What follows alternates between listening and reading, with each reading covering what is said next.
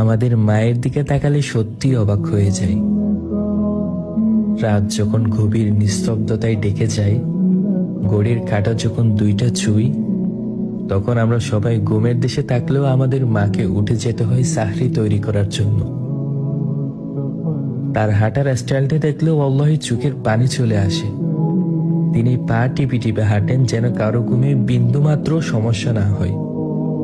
অন্ধকার রান্না করে একাকী আলো জেলে আমাদের সবার জন্য সাহরি তৈরি করে নিজের আরামের ঘুম হারাম করে, কেবল সন্তানরা যেন না খেয়ে রোজা না রাখে এই স্বার্থে। আমরা আসলে এগুলো কখনোই বুঝি না, তো একটু ভেবেও দেখি না কতটা কষ্ট করে যাচ্ছেন মা নামক অদ্ভুত মানুষটি। আমরা ভাবি এই খাবারগুলো এমনি এমনি চলে আসে আর কি, অথচ প্রতিটি খাবারের আল বিদায় ওয়ান নেহায়া মায়ের বিসর্জন লুকায়িত। এজন্যই হয়তো হাদিসে মায়ের সম্মানের কথা 3 বার উল্লেখ করেছেন।